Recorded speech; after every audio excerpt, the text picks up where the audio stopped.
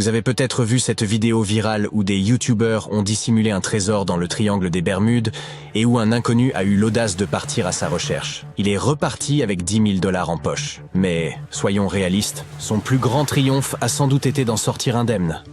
Cette zone maritime périlleuse, située entre la Floride, Porto Rico et les Bermudes, est tristement célèbre pour ses événements mystérieux et inexpliqués. On raconte que plus de 50 navires et une vingtaine d'avions s'y sont volatilisés sans laisser de traces. Cela a donné naissance à de nombreuses théories, selon lesquelles cette région serait connectée à des forces mystiques ou à des vortex capables d'entraîner les objets vers d'autres dimensions. Cependant, un scientifique australien du nom de Karl Kruszelnicki pourrait bien avoir élucidé le mystère du triangle des Bermudes. D'après lui, la majorité des légendes et de ces disparitions troublantes peuvent être attribuées à deux causes principales. Le premier facteur mis en avant est l'erreur humaine. Une des théories réfutées par Kruszelnicki concerne le vol tragique de l'escadrille 19. En 1945, 5 avions de la marine américaine ont décollé pour une mission d'entraînement de routine en Floride. Tout semblait se dérouler sans accroc, jusqu'à ce qu'après 90 minutes, le commandant de l'escadron signale qu'ils étaient perdus. Puis, soudainement, pouf, ils ont simplement disparu.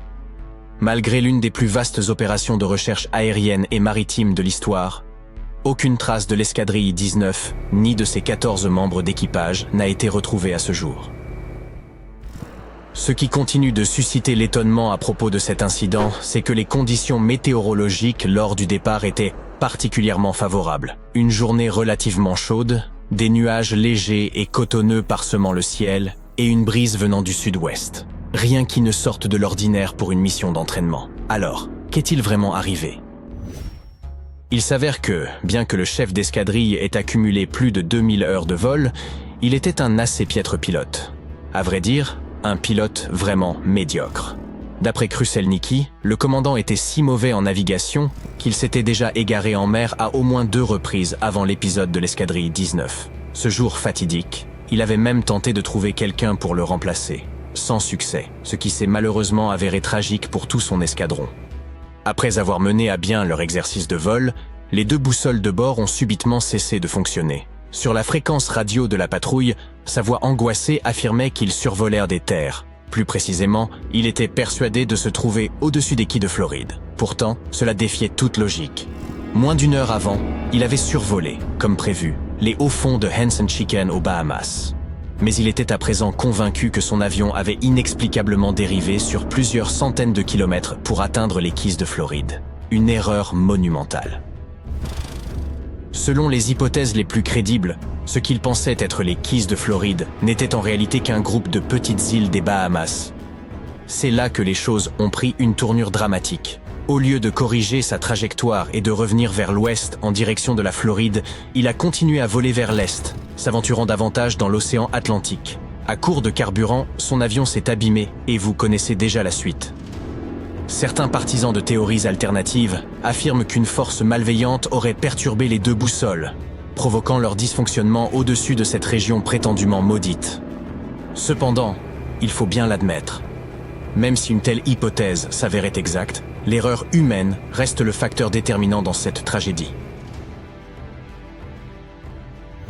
Le pilote n'aurait jamais dû confondre les îles des Bahamas avec les quais de Floride, pointe à la ligne. Passons maintenant au second facteur qui, selon Kruszelnicki, explique une grande partie des disparitions mystérieuses dans le triangle des Bermudes. Les conditions météorologiques défavorables. De nombreuses tempêtes tropicales et ouragans de l'Atlantique traversent directement le triangle des Bermudes. Avant l'ère des prévisions météorologiques avancées, ces phénomènes naturels étaient responsables de la perte de nombreux navires. Par ailleurs, le Gulf Stream, un puissant courant océanique, traverse également la région. Ce courant peut provoquer des changements météorologiques soudains et parfois spectaculaires. En y réfléchissant, ces facteurs naturels suffisent à expliquer une grande partie, voire la majorité, des disparitions signalées. Prenons l'exemple de l'USS Cyclops. En 1918, ce cargo imposant de 150 mètres et transportant environ 11 000 tonnes de manganèse a disparu sans laisser de traces. Il effectuait une traversée entre les Antilles et Baltimore avec 309 personnes à bord. Ce qui rend cette disparition encore plus troublante, c'est qu'aucun signal de détresse n'a été émis. Plus de 100 ans après les faits, le mystère reste entier. Aucune épave n'a jamais été retrouvée. Évidemment, cette disparition a donné lieu à toutes sortes de théories. L'une des hypothèses les plus répandues était qu'il aurait été pris dans une tempête soudaine et violente. Avec son lourd chargement de manganèse, le navire aurait pu chavirer et couler en un temps record. D'autres spéculent sur des phénomènes sous-marins, tels que des glissements de terrain ou une vague scélérate. Quand on y pense, cette hypothèse n'est pas si farfelue. D'après Kruszelnicki, le triangle des Bermudes n'est pas seulement une zone sujette aux intempéries. Il illustre également la puissance brute de l'océan. Le fond marin y atteint des profondeurs impressionnantes, près de 9000 mètres, soit l'équivalent inversé du mont Everest. Une telle profondeur rend l'océan particulièrement apte à dissimuler des objets, transformant cette région en un lieu idéal pour des disparitions mystérieuses de navires et d'avions. Notre expert indique qu'il existe une très faible probabilité que des phénomènes encore plus inhabituels se produisent sous les vagues du triangle des Bermudes, en lien avec l'hydrate de méthane. Ce terme désigne un composé semblable à de la glace qui se forme sous l'eau ou dans des environnements très froids, avec du méthane gazeux piégé à l'intérieur. Parfois, ces structures peuvent se désagréger, libérant des bulles à la surface. Et cette remontée de bulles peut s'avérer fatale, tout du moins pour les navires. Des expériences menées sur des modèles réduits de bateaux ont démontré que lorsqu'un volume important de bulles remonte à la surface, la densité de l'eau diminue, ce qui compromet la capacité d'un navire à flotter. Si ces bulles couvrent rapidement une large zone, le bateau peut perdre sa flottabilité, le faisant chavirer ou couler. Cela dit, la probabilité qu'un tel scénario se produise reste extrêmement faible. En fin de compte, l'erreur humaine et les conditions météorologiques défavorables sont probablement les deux facteurs principaux derrière les mystères attribués à cette mer prétendument maléfique. Mais en réalité, le triangle des Bermudes n'a rien d'extraordinaire. Bien que cette région ait une renommée considérable, il n'existe aucune carte officielle délimitant clairement ses frontières et affirmant « Voici, précisément, où se situe le triangle des Bermudes ». C'est d'ailleurs l'une des raisons du problème. Des disparitions ou événements inexpliqués survenant bien au-delà de cette zone sont souvent associés à tort au triangle, comme ce fut le cas pour le Mary Celeste. En 1872, ce navire a été retrouvé parfaitement intact, mais sans trace de son capitaine, de sa famille, ni de son équipage. Face à ce mystère, beaucoup ont évoqué l'idée d'un vaisseau fantôme lié au triangle des Bermudes. Cependant, un détail ne concorde pas. Le Mary Celeste avait été abandonné à environ 650 km à l'est des Açores, soit dans une zone complètement différente de l'Atlantique. À ce stade, le fameux triangle s'est transformé en trapèze pour inclure une immense portion de l'Atlantique Nord. Ce que nous voulons dire, c'est qu'une fois que les gens commencent à croire en l'existence d'une zone dangereuse, le biais de confirmation s'installe. Pour autant, la réalité est que le triangle des Bermudes est traversé quotidiennement par un trafic maritime et aérien considérable. Et d'après les experts, le pourcentage d'incidents qui s'y produisent serait globalement similaire à celui observé ailleurs dans le monde. Certaines années, ce chiffre peut être légèrement plus élevé, d'autres fois plus bas, mais en moyenne, il reste constant. Avec cette perspective, il semble qu'il soit temps de laisser derrière nous ces théories extravagantes autour du triangle des Bermudes. Du moins, jusqu'à ce que la prochaine disparition étrange ne se produise.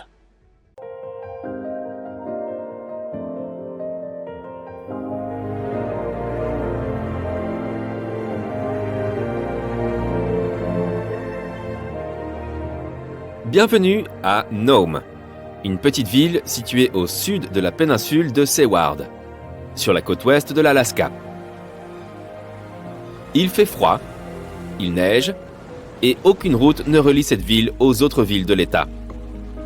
Et avec l'arrivée de la nuit, des habitants ont disparu sans laisser de traces. C'est peut-être pour ça que seulement 3500 personnes environ vivent là. Enquêtons sur cette affaire.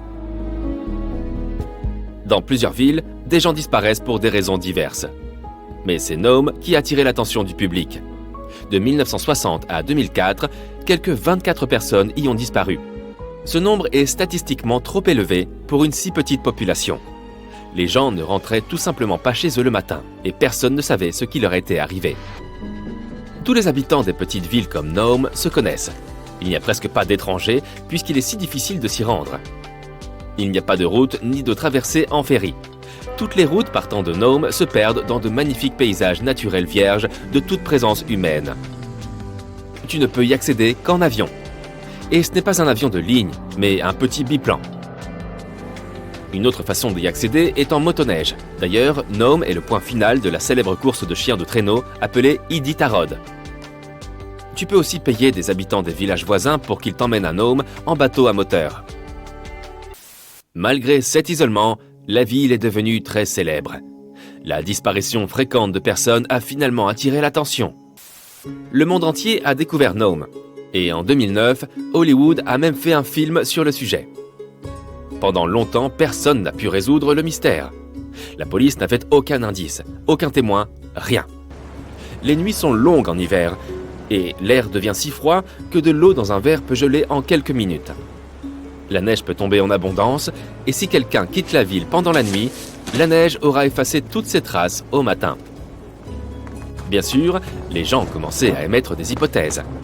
La plus populaire était celle d'une personne qui enlevait les gens de force. La police n'a trouvé aucune preuve que quelqu'un ait pu faire ça. Mais alors, si ce n'était pas un humain, c'était peut-être une bête sauvage. Là encore, la police n'a trouvé aucune preuve pour étayer cette théorie. Ensuite, certains ont commencé à émettre l'idée que des créatures venues d'autres planètes causaient ces disparitions. De nombreux habitants étaient sûrs que la ville était une destination populaire pour les vaisseaux spatiaux extraterrestres. L'intrigue du film hollywoodien Phénomènes paranormaux est d'ailleurs basée sur cette version. Le temps a passé. Finalement, la police et le FBI ont lancé une enquête à grande échelle. Et ils ont fini par découvrir la vérité.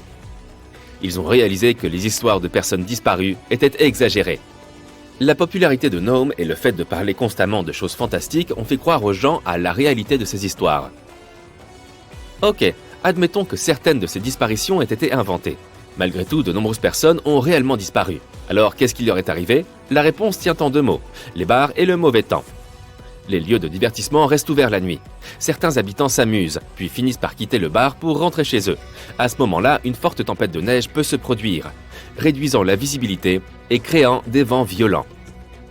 Une personne peut alors simplement se perdre, et c'est tout. La vérité s'est avérée plus déroutante que la plupart des hypothèses.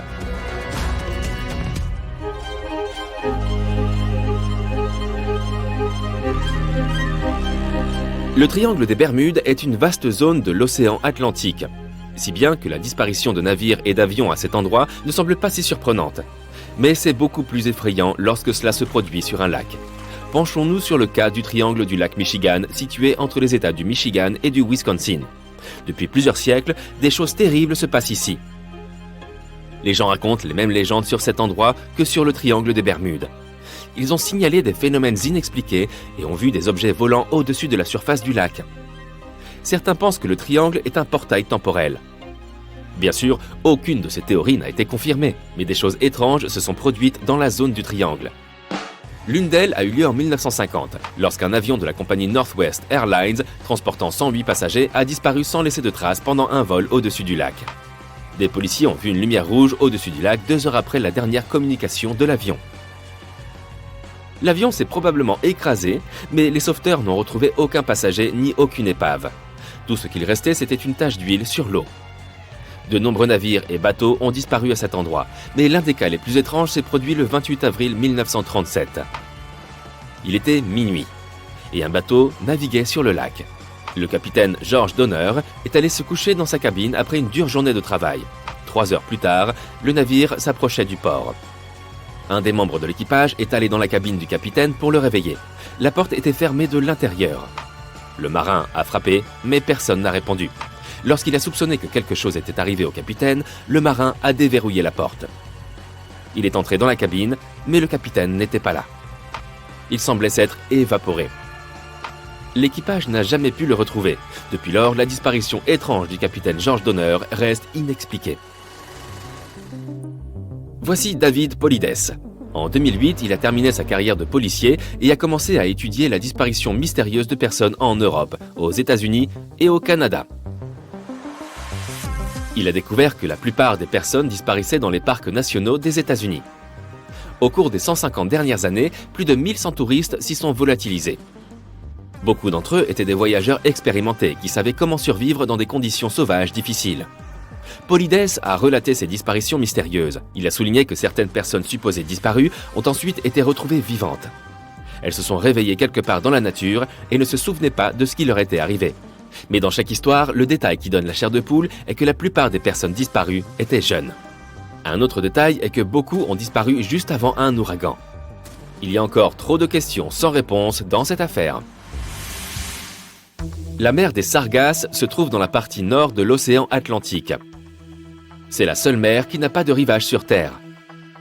On la qualifie de mer uniquement parce qu'elle est définie par les courants océaniques. De plus, des algues brun doré poussent au fond de cette zone, ce qui la fait ressembler à une tache orange au milieu de l'océan sans fin. La mer des Sargasses est devenue célèbre car au XIXe siècle, l'un des navires fantômes les plus célèbres de l'histoire a navigué ici. En 1872, un brigantin naviguait en effet sur la mer des Sargasses. Son capitaine a repéré un autre navire à quelques kilomètres de là. Il a allumé un feu de signalisation mais n'a reçu aucune réponse. Le capitaine a alors décidé de s'approcher pour découvrir ce qui s'était passé. Sur la coque du mystérieux navire était écrit le nom Marie Céleste. Le capitaine du brigantin et plusieurs membres de l'équipage sont montés à bord. Ils ont fait le tour du pont et ont regardé dans les cabines et la cale. Tout était à sa place, mais il n'y avait personne. La cargaison dans les barils n'avait pas été touchée, donc le navire n'avait pas été attaqué par des pirates. Les seuls éléments endommagés sur le navire étaient les voiles. Elles étaient déchirées en lambeaux. Tous les documents, sauf le journal de bord, avaient aussi disparu de la cabine du capitaine. La dernière entrée du journal de bord avait été ajoutée le 24 novembre 1872. L'équipage du navire n'a jamais été retrouvé, et ce n'était qu'un cas parmi d'autres. Au XXe siècle, des années 60 aux années 80, il y a eu de nombreux rapports de bateaux et de yachts vides flottant sur cette mer. De même, certains navires entiers ont disparu sans laisser de traces. Tous ces cas restent encore un mystère. L'une des hypothèses proposées veut que le courant à 4 côtés forme des entonnoirs d'eau. Ces tourbillons peuvent rapidement entraîner un bateau vers les profondeurs de la mer. Cela expliquerait la disparition des bateaux. Mais qu'en est-il des cas où le navire était toujours à flot mais sans son équipage ? Parfois, ces tourbillons d'eau peuvent aussi créer des tourbillons de vent, comme des mini-tornades. Et si ces tourbillons étaient assez puissants pour jeter les gens par-dessus bord et déchirer les voiles ?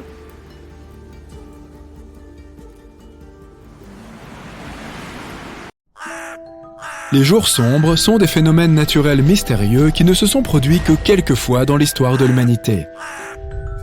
Nous pouvons les considérer comme des éclipses ou de simples phénomènes météorologiques. Mais en réalité, ils sont très effrayants et nous n'avons aucune idée de la raison pour laquelle ils se produisent. Alors, que sont ces jours sombres en bout de compte ? Qu'ont-ils de si étrange ? Essayons de le découvrir. Le soleil s'est éteint. Qu'allons-nous faire ? C'est ce que les habitants de Yamal, en Sibérie, ont demandé aux météorologues le 18 septembre 1938. Le matin, au lieu d'aller au travail, ils se sont tous réunis à la station météorologique. Ils attendaient des réponses. Tout cela parce que, ce jour-ci, ils ont observé quelque chose d'inexplicable. Une éclipse qu'ils ont plus tard surnommée le jour noir. Et ni les astronomes ni les météorologues ne peuvent expliquer ce qui s'est passé à ce moment. Voici comment l'un d'entre eux a décrit cet événement. À 8h30, nous avons remarqué une diminution de la lumière. Au même moment, la couleur des nuages a commencé à prendre une teinte jaune-brun, voire même rouge-brun. À 9h du matin, la luminosité avait radicalement changé. C'était comme regarder le monde à travers un filtre sombre. Les tons bruns des nuages se sont intensifiés.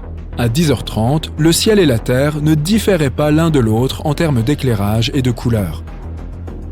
Tout semblait homogène, noir, absolument dépourvu de lumière. Plutôt effrayant, non ? Et ce n'est pas tout. La ville a aussi été plongée dans un silence radio complet. Les météorologues n'ont même pas pu contacter les autorités et les résidents locaux ne parvenaient pas à capter la moindre station. Tout le monde était dans le noir, au sens propre comme au sens figuré. Les météorologues ont décidé d'essayer de lancer plusieurs fusées éclairantes. Les fusées se sont envolées dans les airs vers les lourds nuages sombres qui planaient au-dessus de la ville et ont disparu. Les nuages étaient si denses que les fusées éclairantes étaient complètement invisibles. D'un autre côté, le temps était tout à fait clément. Tout était calme. Et ce silence obscur a duré environ 1 heure. Après cela, la journée noire s'est achevée de façon aussi inattendue qu'elle avait commencé. Encore plus déconcertant, ces étranges nuages n'ont littéralement laissé aucune trace. Pas de pluie, pas de poussière, rien. Après cet événement, les chercheurs ont découvert que le jour noir s'était étendu sur 200 à 250 km à la ronde. Ils ont également appris que la bande sombre se déplaçait d'ouest en est. Après avoir traversé la partie sud de la péninsule de Yamal, elle a poursuivi sa route pendant un moment, puis a complètement disparu. Yamal n'est pas le seul endroit où ce phénomène se soit produit. En effet, des éclipses similaires se produisent dans différentes parties de la Terre depuis de nombreuses années. Comme en Nouvelle-Angleterre par exemple. Le 19 mai 1780, les gens là-bas ont été témoins d'un événement que l'on surnommerait plus tard le jour noir de la Nouvelle-Angleterre. Mais il a duré plusieurs jours et non un seul. Quelques jours avant cet événement, le ciel est devenu jaune. Et le 19 mai, en pleine journée, il est soudainement devenu noir. Voici ce que l'un des témoins, Joseph Plumb Martin, a déclaré plus tard à la presse. « Il faisait très sombre. Les gens ont dû allumer des bougies dans leur maison pour vaquer à leurs occupations habituelles. La nuit était aussi inhabituellement sombre que le jour. Une odeur de suie régnait dans l'air. Les rivières voisines étaient recouvertes d'une fine couche de cendres. Lorsque la nuit elle-même est arrivée, les gens ont remarqué à travers les nuages que la lune était devenue rouge foncé. Seulement quelques jours plus tard, les gens ont enfin pu distinguer des étoiles à travers le voile de nuages. Puis, tout est soudainement revenu à la normale. Personne n'avait la moindre idée de ce qui s'était passé. 22 ans plus tard, le 2 juin 1802, une goélette du nom d'Eldorado a traversé l'océan Pacifique. Soudain, l'équipage s'est trouvé plongé dans une obscurité totale. Il n'y avait pas de tempête et l'océan était complètement calme. Mais le ciel entier était couvert de nuages noirs. Ces nuages se sont dissipés après une demi-heure et n'ont laissé aucune trace. Puis, de nouveau, 84 ans plus tard, l'une de ces vagues noires s'est produite dans le Wisconsin le 19 mars 1886. Il était 15 heures et cette fois, la vague a été très brève. Elle n'a duré que 5 à 10 minutes. Une nuit soudaine s'est abattue sur la ville. Les chevaux effrayés hennissaient et les gens terrifiés couraient partout, essayant de trouver un endroit où se cacher. Lorsque tout s'est calmé, les journaux locaux ont rapporté que la vague était passée d'ouest en est. Il n'y a pas eu d'éclipse solaire, ni de vent ou d'ouragan. Rien qui ait pu causer ces ténèbres sur la ville. Et finalement, une fois de plus, cela s'est produit le 2 décembre 1904, près de Memphis. Ou plutôt, c'est ce que la rumeur prétend, puisqu'il n'y a presque aucune preuve scientifique de cet événement. L'aube était claire et froide sur Bluff City. Les gens vaquaient à leurs tâches habituelles du vendredi matin. Puis, vers 9h, sans aucun signe précurseur, le soleil a soudainement disparu du ciel. Il n'a fallu qu'une minute pour que cette journée ensoleillée se transforme en obscurité totale. Les gens ont interrompu leur travail et les enfants dans les écoles étaient complètement terrifiés. Un manutentionnaire s'est accroché de toutes ses forces à un poteau télégraphique trop effrayé pour le lâcher. Tout le monde a commencé à allumer des lampes à pétrole. Et, comme dans les cas précédents, le temps était parfaitement calme. Cela a duré environ une demi-heure, puis s'est soudainement terminé. Un peu plus tard, faisant suite à cette éclipse mystérieuse, une violente tempête a frappé la ville. Alors, que se passe-t-il? Tous ces cas étranges peuvent sûrement être expliqués scientifiquement, non? Eh bien, à vrai dire, les scientifiques n'ont pas de réponse définitive. Tous ces événements semblent très similaires, mais nous n'avons pas d'explication unique qui pourrait les couvrir tous. Jetons un coup d'œil à quelques théories. La première idée qui vient à l'esprit, c'est probablement une éclipse partielle ou totale. Mais ce n'est tout simplement pas le cas. Il n'y a eu aucune éclipse ces jours-ci. Et même si nous considérons cette théorie, avant toute éclipse, le ciel s'assombrit progressivement. Les éclipses elles-mêmes ne durent que quelques minutes. Certainement pas quelques heures et encore moins quelques jours. De plus, contrairement aux éclipses, ces événements semblaient extrêmement localisés, dans des villes spécifiques. Peut-être s'agit-il d'un autre événement astronomique ? Certains scientifiques ont cru que pendant l'événement de Yamal, une bande de poussière cosmique avait touché la Terre. Mais plus tard, ils ont déduit qu'aucun corps astronomique ne s'était approché de notre planète ce jour-là. D'autres idées ? Les feux de forêt pourraient en être la cause. Lorsqu'une grande surface de forêt brûle en même temps, une colonne d'air peut s'élever à des hauteurs impressionnantes, de 4000 à 6000 mètres. Ces flux d'air transportent les cendres et d'autres matériaux brûlés vers différents endroits. Et comme toutes ces choses se trouvent si haut dans le ciel, elles se figent tout simplement là et se transforment en quelque chose qui s'apparente à des nuages noirs. C'était probablement le cas pour la Nouvelle-Angleterre. À cette époque, une vague de feux de forêt s'était déclarée au Canada. Ils auraient facilement pu se propager au nord des États-Unis. Et puis, il suffit d'entendre cette description. Un ciel jauni, une odeur de suie, des cendres sur l'eau. Tout semble concorder. Mais cette théorie des incendies ne fonctionne que pour l'événement survenu en Nouvelle-Angleterre. Qu'en est-il des autres cas? Où trouverais-tu un feu de forêt au milieu de l'océan Pacifique, par exemple? Bon, passons à autre chose. Les scientifiques ont bien tenté d'expliquer l'histoire de Memphis en avançant qu'il pourrait s'agir d'un ouragan. Mais le nuage noir a balayé la ville avant la tempête. Pas pendant ni après.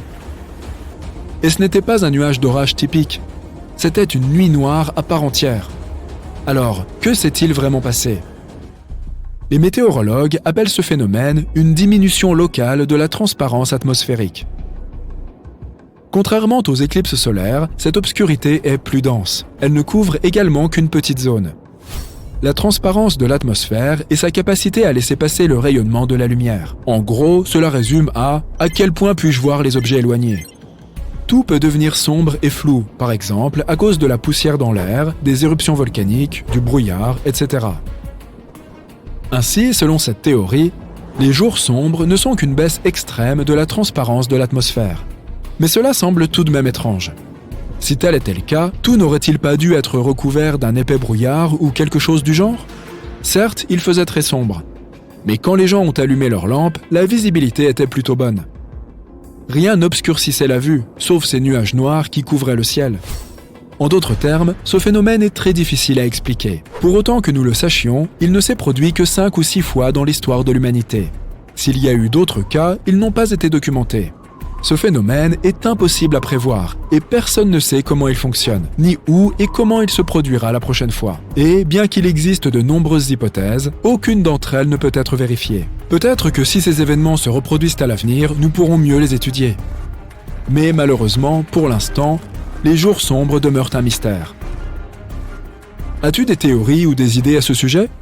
Si oui, n'hésite pas à les partager dans les commentaires. La théorie des mondes parallèles fait l'objet de débats dans la communauté scientifique depuis bien longtemps. Nous ne sommes hélas pas encore assez avancés pour la prouver, pas plus que pour la réfuter.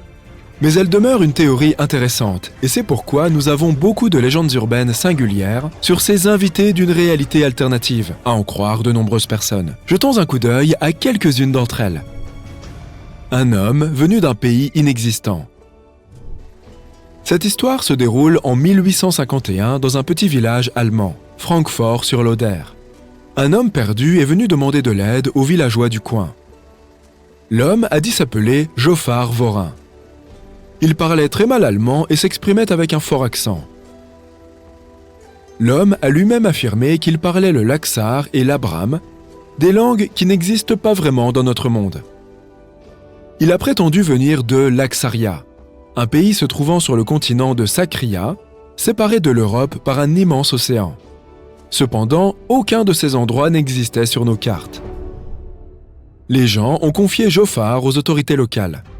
Il a parlé à un psychiatre, mais le médecin a conclu que l'homme était totalement sain d'esprit. Une enquête de la police locale n'a également rien révélé de suspect à son égard. Joffar Vorin a affirmé que le but de sa visite en Europe était de retrouver son frère perdu depuis longtemps. Il avait survécu à un naufrage et s'était retrouvé près du village. On lui a montré une carte du monde ainsi qu'un globe terrestre et on lui a demandé d'indiquer l'endroit où son navire avait sombré, mais il n'a rien reconnu de familier. Il semblait disposer de connaissances approfondies sur son monde d'origine. Joffar était capable d'en nommer les 5 continents principaux, Sakria, Aflar, Astar, Oslar et Euplar. Son histoire a été jugée plausible. Les savants de Francfort ont décidé de l'envoyer à Berlin pour des recherches plus approfondies. Cependant, pendant le voyage, il a semblé avoir une sorte de crise.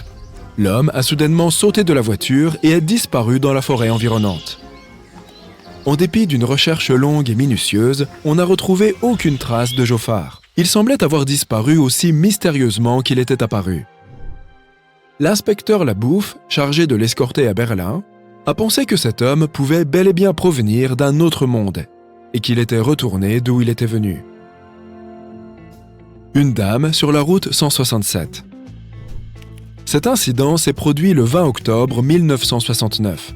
Il a été rapporté pour la première fois en 1988 dans le magazine Strange. L'article relate l'histoire de 2 hommes, LC et son partenaire d'affaires Charlie. Ce sont des noms d'emprunt. Un après-midi, LC et Charlie roulaient sur la route 167 dans le sud-ouest de la Louisiane. Tout en discutant de leur travail, ils se sont dirigés vers le centre pétrolier de Lafayette. Au début, l'autoroute était vide, mais les hommes ont ensuite remarqué une voiture très ancienne et extrêmement lente devant eux. Les deux hommes ont commencé à discuter de cette étrange automobile. De telles voitures n'étaient plus produites depuis plusieurs décennies, mais celle-ci avait l'air toute neuve. Ils ont présumé que son propriétaire devait en prendre particulièrement soin, et ils ne se lassaient pas de l'admirer. Ils ont ralenti pour mieux voir la voiture. LC a remarqué un insigne orange vif sur lequel il était écrit 1940. Ils ont alors vu le conducteur. C'était une jeune femme habillée à l'ancienne, un chapeau décoré d'une longue plume et un manteau de fourrure, quoi qu'il fasse assez chaud dehors. Il y avait un enfant à côté d'elle, également vêtu d'un manteau et d'un couvre-chef. LC et Charlie voulaient lui parler, mais ils ont ensuite remarqué l'expression sur son visage. La femme regardait autour d'elle, paniquée, presque au bord des larmes. LC l'a interpellée et lui a demandé si elle avait besoin d'aide. Elle a hoché la tête et il lui a fait signe de se ranger sur le côté de la route. Mais lorsque les hommes se sont également garés, ils ont soudain remarqué que la voiture de la femme avait disparu. Ils ont regardé tout autour d'eux en état de choc. Elle n'avait pas pu aller bien loin en aussi peu de temps. Mais la voiture était introuvable. Après un certain temps, un autre homme est arrivé en voiture auprès de Charlie et LC. Il avait vu tout ce qui s'est passé et a affirmé que la voiture s'était simplement volatilisée. Les hommes ont discuté de l'incident pendant plusieurs heures. Lorsqu'ils sont arrivés en ville, ils ont contacté les autorités. La police n'a cependant pu leur être d'aucune aide. À part leurs paroles, il n'y avait aucune confirmation de l'existence de cette voiture. L'affaire a été débattue pendant un moment dans les journaux locaux avant d'être oubliée. L'incident du canyon de Gadionton. Cet incident s'est produit en mai 1972. Dans le sud-est de l'Utah, près du passage à niveau de Modena, à la lisière du désert d'Escalante. Jenna North conduisait la Chevrolet Nova 1971 de son père. Son amie, Carol Abbott, se trouvait sur le siège passager. Il y avait deux autres filles sur la banquette arrière, Lisa Rochefort et Bethany Gordon. Il était plus de 22 heures lorsqu'elles ont traversé la frontière entre l'Utah et le Nevada. Elles voulaient rentrer au campus avant que leur surveillante, Madame Mortensen, ne verrouille les portes du dortoir. Cette portion de la route 56 dans l'Utah est plutôt déserte. Il n'y a rien d'autre que du sable et quelques plantes. Les filles étaient soulagées quand elles ont enfin remarqué le passage à niveau de l'Union Pacific à Modena. Mais, juste derrière la rambarde, Jenna a remarqué deux routes. L'une s'enfonçait dans le désert et l'autre vers le canyon de Gadionton. Les filles ont décidé de prendre la route en direction du canyon. Elles pensaient que ça pouvait être un raccourci vers le campus. Les autres filles discutaient entre elles lorsque Jenna a remarqué qu'elle ne roulait plus sur du goudron, mais sur du ciment blanc.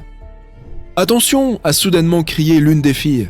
La route se terminait brutalement sur une haute paroi rocheuse. C'était une impasse. Elle n'avait pas d'autre choix que de rebrousser chemin. Et tandis que les amis de Jenna se plaignaient déjà qu'il leur faudrait dormir dans la voiture, Jenna a remarqué que le paysage avait radicalement changé. Elle n'était plus dans un désert. Au lieu de cela, le canyon s'était transformé en une vaste zone, couverte de champs de blé, de bosquets de pins et même d'un petit lac. La pleine lune brillait dans le ciel, ce qui était étrange, car elle n'aurait pas dû être là cette nuit-là. Les jeunes filles n'avaient aucune idée de l'endroit où elles se trouvaient. Alors, elles ont simplement conduit en direction de la lumière qu'elles distinguaient au loin. C'était un bâtiment qu'elles pensaient être un restaurant ou un relais d'autoroute. Elles y ont vu une enseigne lumineuse, mais aucune d'entre elles ne pouvait lire ce qui était écrit dessus. Ces symboles ne ressemblaient à aucune langue qu'elles aient connue. Soudain, plusieurs personnes sont sorties du bâtiment. Ils semblaient choqués et effrayés par la Chevrolet de Jenna.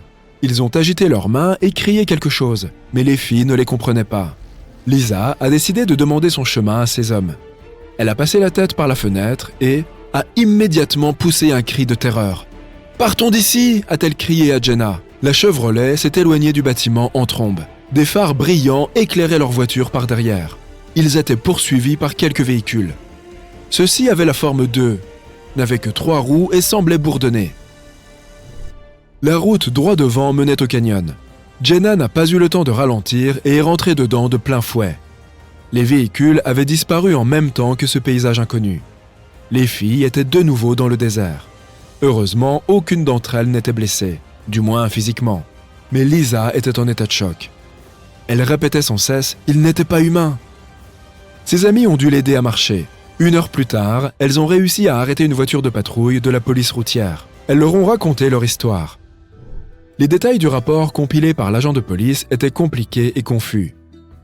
Pendant l'enquête, les policiers n'ont pas pu déterminer, sur la base des traces de pneus, l'endroit exact où la voiture s'était égarée. Les traces se terminaient très brusquement, comme si la Chevrolet avait soudainement disparu. La police ne pouvait pas expliquer comment la voiture avait pu parcourir 3 km sans laisser la moindre trace, surtout sur un sol pareil. Il y a encore matière à débat au sujet de cette histoire, mais en bout de compte, toutes les explications de ce qui a pu se passer ne sont que des suppositions. Peut-être ne découvrirons-nous jamais la vérité. Voici donc quelques-unes des légendes urbaines sur ces voyages interdimensionnels. Bien entendu, il n'y a aucune preuve qu'une seule de ces histoires soit avérée. Souvent, la vérité s'avère être bien banale. Par exemple, le célèbre homme de Taured, dont les gens disaient aussi qu'il venait d'un autre monde, ne s'est avéré être qu'un simple escroc, nommé John Allen Couchard-Zegrus. Mais quand bien même, ces histoires demeurent toujours aussi intéressantes. Une tempête de neige fait rage. Il a extrêmement froid. Ses jambes s'enfoncent dans la neige jusqu'aux genoux. Joe Labelle, chasseur expérimenté, se fraye un chemin dans la forêt en protégeant son visage face au vent. Toute autre personne serait déjà tombée en criant de désespoir, mais pas Joe Labelle. Il peut survivre en toutes circonstances et sait toujours quoi faire. En ce moment, il se dirige vers l'un des villages de l'extrême nord du Canada. Ce petit village est situé au bord du lac Anjikuni. Ses habitants sont des Inuits, peuple indigène d'Amérique du Nord. Joe n'a pas mangé ni bu depuis longtemps. Il a besoin d'une bonne nuit de sommeil et d'un repas chaud. Il espère que les habitants seront hospitaliers. À travers les arbres et la brume blanche, il aperçoit les silhouettes des tentes. De la fumée s'échappe de quelques habitations. Joe arrivera probablement à temps pour le déjeuner. Au moment où il arrive, le vent se calme. Le blizzard a pris fin. Le chasseur accélère et découvre le village au bord du lac gelé. C'est étrange, mais il n'y a d'habitants nulle part. Les gens sont probablement tous chez eux, dans l'attente que le temps s'éclaircisse. « Il y a quelqu'un !» crie Joe, mais il n'obtient aucune réponse. « Tiens, de la fumée s'échappe de cette tente !» Joe signale sa présence, mais personne n'ouvre. Il frappe plusieurs fois, puis entre. La tente est vide. Tout est à sa place. Il y a un morceau de tissu avec des aiguilles et du fil sur la table. Du bois brûle dans la cheminée. On dirait que les gens viennent à peine de partir. Joe entre dans la tente suivante et c'est la même chose.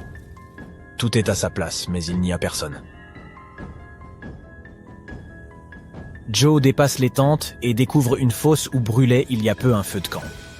Au-dessus, il y a une corde à laquelle est suspendu un morceau de viande. Pour une raison ou pour une autre, ils ne l'ont pas mangé. Le lac Anjikuni fait partie d'une chaîne de cours d'eau. Les Inuits y pêchaient et y échangeaient diverses marchandises. D'habitude, il y a beaucoup de monde ici, mais aujourd'hui, quelque chose a forcé les gens à quitter leur maison. Pourquoi ont-ils abandonné toutes leurs affaires et où sont-ils allés? Il n'y a aucune trace autour du village. Tous les traîneaux sont encore là. Les Inuits ont même laissé leurs chiens. Les chiens les aident à chasser et tirent les traîneaux. Personne ne laisserait ses vêtements chauds et ses chiens en partant d'ici, surtout par mauvais temps. Joe Labelle sait tout cela et en conclut que quelque chose de terrible s'est produit. Son corps tremble. Non pas de froid mais de peur.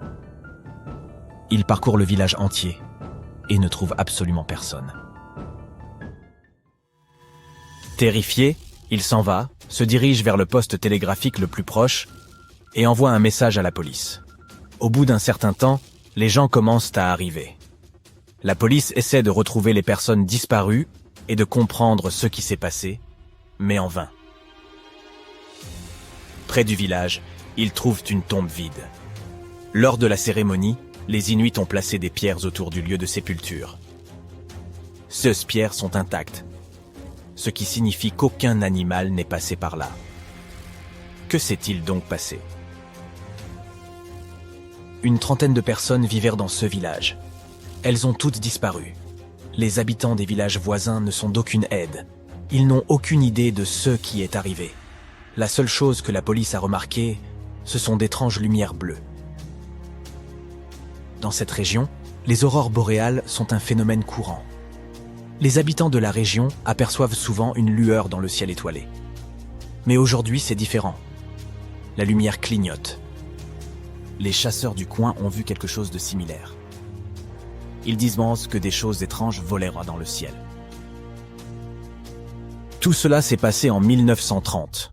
Près de 90 ans se sont écoulés depuis la disparition du village et de nombreuses théories ont vu le jour. Selon l'une d'elles, ce serait le fait d'une civilisation extraterrestre. Cette théorie dit que les lumières bateaux bleues que les habitants et la police ont vues dans le ciel étaient des vaisseaux spatiaux. On pense qu'au cours d'une nuit sinistre, ces vaisseaux seraient descendus jusqu'au village et auraient emporté tous les habitants. Voilà pour la version science-fiction. Il y a en d'autres, plus réalistes. Des internautes ont découvert que Joe Labelle n'avait pas de permis de chasse. Peut-être n'était-il pas un professionnel après tout et a-t-il tout inventé. Mais à l'époque, peu de chasseurs avaient leur permis. Joe reste donc un témoin fiable. En remontant à la source de toutes ces informations, nous découvrons des livres et quelques articles de journaux des années 30. Et aucune de ces sources ne vient confirmer que l'histoire mystérieuse du lac Anjikuni est vraie. Cette histoire a-t-elle donc été inventée de toutes pièces? Quittons maintenant les neiges du Canada pour les chaudes plaines de l'Inde. Dans ce grand pays, il existe un village sinistre où des personnes ont également disparu sans laisser de traces. Cela s'est passé dans la première moitié du 19e siècle. Aujourd'hui encore, les habitants évitent cet endroit car ils le croient hanté par des forces maléfiques invisibles. Découvrons donc l'histoire du village de Kuldara. Il est situé dans le district du Rajasthan. Pour vous y rendre, vous pouvez prendre un taxi jusqu'au village ou à la ville la plus proche. Le village est situé loin de toute civilisation, il a l'air désert. Il n'y a que des ruines. On dirait que des archéologues viennent de l'abandonner. Mais il ne s'agit pas d'une cité antique. Le village a été déserté il y a plus de 200 ans. Mais jusqu'à ce moment-là, c'était un endroit prospère. Kuldara était un grand village. Ses habitants étaient pour la plupart des agriculteurs. Ils vendaient leurs produits agricoles. Et puis, une nuit, tout a changé. Les gens ont abandonné leurs maisons et leurs affaires et se sont enfuis. Personne ne sait pourquoi. Et personne ne sait où ils sont allés. On n'a jamais revu les habitants de Kuldara. Hormis les touristes, les visiteurs sont extrêmement rares. Les habitants du coin sont persuadés que le village est maudit et qu'il abrite des activités paranormales. Si vous interrogez les résidents des villes voisines, ou si vous cherchez des informations sur Internet, vous découvrirez quelques légendes. Une version populaire dit que les gens ont quitté le village à cause du manque d'eau. Cependant, cela n'explique pas pourquoi ils sont partis en pleine nuit en abandonnant toutes leurs affaires. Selon une autre version, les villageois se seraient enfuis pour sauver la fille du chef de Kuldara. Un chef voisin était tombé amoureux d'elle et voulait l'épouser. Il menaça les habitants de graves conséquences si la jeune fille le rejetait. Et il leur donna une seule journée pour prendre une décision. Les habitants refusèrent de se plier à sa demande. Par solidarité, ils décidèrent de quitter le village avec le chef et sa fille. Mais si c'est vrai, pourquoi personne ne les a-t-il vus partir? Un autre village a forcément dû les accueillir. En outre, ils auraient eu besoin de leurs affaires. Voilà le point commun entre Kuldara et le lac Anjikuni. Les gens ont quitté un endroit confortable pour une raison inconnue. Une histoire similaire s'est produite en Irlande, dans un petit village de l'île d'Achille. Une quarantaine de maisons de pierre et de paille longeaient la vallée de Kim Bay. Dans des documents datant des années 1830, on mentionne ce village composé de quelques petites bâtisses.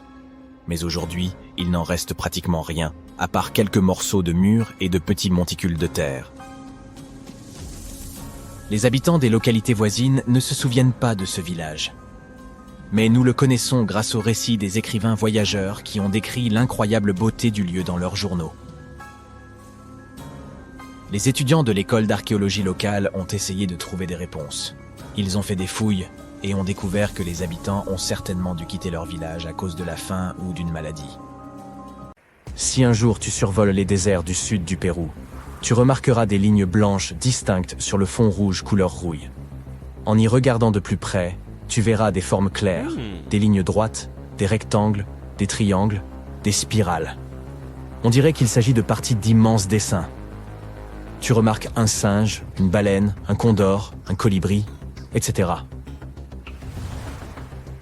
Les lignes ont été créées il y a plus de 2000 ans par les habitants de la culture Nazca.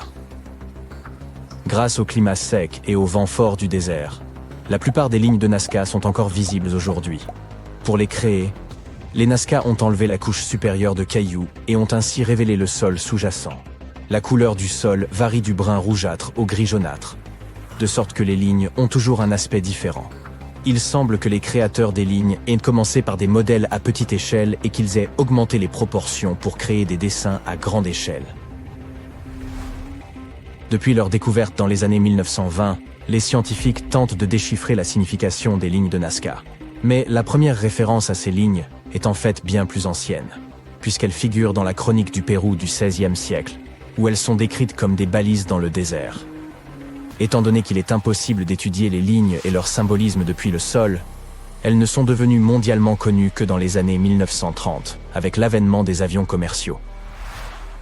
10 ans plus tard, le professeur américain Paul Kosok, qui effectuait des recherches sur les lignes, a remarqué une chose intéressante. Lorsqu'il a levé les yeux de la ligne, celle-ci pointait directement vers le soleil couchant. Cela s'est produit un jour après le solstice d'hiver, et le scientifique en a conclu que les lignes devaient être le plus grand livre d'astronomie du monde. La scientifique allemande Maria Reich, surnommée la Dame des lignes, a soutenu la théorie selon laquelle les géoglyphes servaient de calendrier et avaient une fonction astronomique. Elle a consacré 40 ans de sa vie à l'étude des lignes et les a balayées centimètre par centimètre. Elle s'est également installée dans une petite maison à proximité des lignes pour les protéger des visiteurs indésirables. Puis, dans les années 1970, des chercheurs américains ont remis en question la théorie liée à l'astronomie. Ils ont remarqué que dans une région comme Nazca, l'un des endroits les plus secs de la planète avec seulement 20 minutes de pluie par an, l'eau est un véritable trésor. Et les lignes droites et les trapèzes doivent y être pour quelque chose. Ils pourraient indiquer les lieux où se déroulaient les rituels organisés par la population locale pour obtenir de l'eau et rendre les cultures plus fertiles. Les images d'animaux dans la région des Andes sont également liées à l'eau. Les araignées sont considérées comme un signe de pluie, les colibris représentent la fertilité et les singes vivant en Amazonie symbolisent l'abondance de l'eau. Ces dernières années, les lignes de Nazca sont devenues le terrain de recherche d'archéologues de l'université de Yamagata. Ils utilisent des photographies aériennes à haute résolution et des drones pour découvrir et cataloguer les géoglyphes. L'équipe a identifié un total de 358 géoglyphes à ce jour, dont 168 rien qu'en 2022. Ils ont trouvé des images d'humains, de camélidés, d'oiseaux, d'orques, de chats et de serpents, probablement créées entre 100 avant notre ère et 300 de notre ère. Certaines de ces images mesurent entre 3 et 6 mètres de long. Il n'est donc pas étonnant que personne n'ait pu les détecter auparavant. À titre de comparaison, les plus grands géoglyphes mesurent 365 mètres de diamètre, soit environ la hauteur de l'Empire State Building.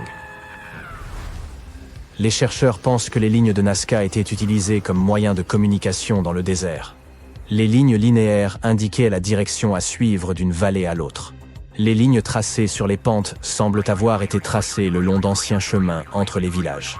Les scientifiques envisagent maintenant de trouver des modèles dans les géoglyphes en fonction de leur distribution. Ils utilisent l'intelligence artificielle pour analyser les images.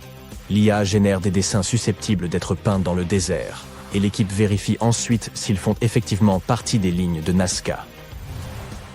Un autre géoglyphe péruvien célèbre est un candélabre légèrement plus haut que le Washington Monument, 182 mètres. Il se trouve sur une colline en bord de mer dans la péninsule de Paracas. Les chercheurs ont réussi à déterminer l'âge approximatif du candélabre en analysant les objets trouvés à proximité. Il semblerait dater d'environ 200 ans avant notre ère. Le dessin est gravé profondément dans le sable. Il n'a jamais été conçu pour ressembler à un candélabre. Selon une théorie, le dessin devait ressembler au trident d'une divinité inca pour lui plaire. Une autre théorie populaire veut que les marins l'aient utilisé comme balise de navigation. L'Effigy Mounds National Monument, situé sur le fleuve Mississippi, compte 195 tumulus amérindiens connus. La plupart d'entre eux sont de forme conique, et plusieurs ont l'apparence d'oiseaux, de cerfs, de tortues, d'ours et de panthères. Les scientifiques ont établi que les monticules datent d'environ 450 avant notre ère, et que les images sont un peu plus jeunes. Une étude des monticules a révélé la présence d'outils en cuivre, en os et en pierre. Les descendants des bâtisseurs affirment que les monticules servaient de sites cérémoniels. Cette histoire est transmise de génération en génération. Certains historiens pensent que les tumulus auraient également pu servir à marquer des événements célestes ou des territoires. Le sud-ouest américain et les régions voisines du Mexique comptent plus de 300 Untalios, qui sont des images géantes gravées dans le sol. Les plus célèbres d'entre eux sont les Untalios de Blythe, en Californie, à l'ouest du fleuve Colorado. Les géants de Blythe sont un groupe de 6 figures, dont celle d'un être humain et d'un animal. Les scientifiques pensent que ces images ont entre 450 et 2000 ans. Selon la tribu locale Moave, il y a une image de Mustamo, le créateur de la vie. La figure animale représente un lion de montagne qui lui servait d'aide. La plus grande figure est presque aussi haute que la tour penchée de Pise, 50 mètres. Les créateurs des Intailles ont dû gratter la roche sombre du désert jusqu'à ce que la terre plus claire apparaisse. Il est pratiquement impossible de les remarquer depuis le sol. C'est pourquoi ils n'ont été découverts que dans les années 1930, lorsqu'un pilote qui les survolait a accidentellement regardé vers le bas. La meilleure façon de voir les géants reste encore l'hélicoptère. Le Kazakhstan peut s'enorgueillir d'avoir ses propres lignes de Nazca, un ensemble d'environ 260 travaux de terrassement dans le nord du pays. Les géoglyphes des steppes présentent une grande variété de formes géométriques, notamment des carrés, des croix, des cercles et un motif à 3 branches. Les créateurs de ces images ont utilisé des matériaux tels que de la terre, des roches et du bois pour les construire à partir du sol. C'est un économiste local qui a repéré les géoglyphes pour la première fois en 2007, alors qu'il naviguait sur Google Earth. Les archéologues supposent que les structures remontent à 8000 ans, mais ils ne savent toujours pas qui les a construites ni pourquoi. Selon une théorie, les lignes permettaient de suivre le mouvement du Soleil. La NASA s'est intéressée à cette découverte car les lignes sont beaucoup plus anciennes que celles du Pérou. Elle a pris des photos des géoglyphes de la steppe depuis l'espace pour tenter de percer leur mystère. Un autre élément qui rend ces lignes si particulières est leur taille. L'une des plus grandes a des côtés aussi longs qu'un porte-avions. Les seuls humains qui auraient pu les construire sont les tribus nomades de l'âge de pierre. Mais il est peu probable que celles-ci disposaient d'outils aussi perfectionnés. Si c'était le cas, cela signifierait que les archéologues doivent revoir les capacités de nos lointains ancêtres. Organiser un si grand nombre de personnes pour qu'elles travaillent ensemble sur un projet complexe est une prouesse. Bien que le cheval blanc situé sur une colline verdoyante de l'Oxfordshire, en Angleterre, puisse facilement passer pour de l'art moderne, il s'agit en fait de l'un des géoglyphes les plus anciens. Il a été créé entre l'âge du bronze et l'âge du fer, 1740-210 avant notre ère, et constitue la plus ancienne figure de colline taillée dans la craie en Grande-Bretagne. Celui qui l'a créé a dû enlever le gazon pour révéler la partie blanche et crayeuse du sol. Les scientifiques ne peuvent que deviner la raison pour laquelle cette œuvre d'art a été créée. Il pourrait s'agir d'un symbole de fertilité ou d'un moyen de marquer un territoire. Les images aériennes prouvent que le cheval a changé au fil du temps à cause du sol. Il a fallu plusieurs siècles pour révéler une forme plus grande, semblable à celle d'un cheval, qui se trouve sous ce que nous voyons aujourd'hui. Nous découvrons aujourd'hui des exoplanètes situées à des milliers d'années-lumière. Nous descendons dans les profondeurs et conquérons les plus hauts sommets. Nous étudions la physique quantique et construisons des ordinateurs surpuissants. Mais nous ne savons toujours rien de ces étranges lumières dans notre ciel nocturne. Certaines d'entre elles restent inexpliquées, d'autres nous mènent peut-être vers de nouvelles découvertes, et d'autres encore ne sont que mystifications. Commençons par de très mystérieuses boules de feu. Ces lumières apparaissent régulièrement près de la ville de Marfa, dans l'ouest du Texas. Elles font la taille d'un ballon de basket et surgissent soudainement au milieu de la nuit. Elles clignotent, se divisent en deux et s'envolant dans le ciel plusieurs fois par an. Cela fait plusieurs générations que les gens voient des lumières bleues, blanches, jaunes. Ces lumières existent réellement, ainsi que nous l'ont confirmé les scientifiques. Mais ils doivent encore nous en expliquer la nature. C'est en 1883 qu'un berger a remarqué pour la première fois les lumières de Marfa. Il a d'abord pensé qu'il s'agissait de feux allumés par les Apaches. Des voisins lui ont alors confié qu'ils avaient eux aussi vu ces mystérieuses lumières. Ils décidèrent de vérifier la théorie des Apaches, qui s'avéra erronée.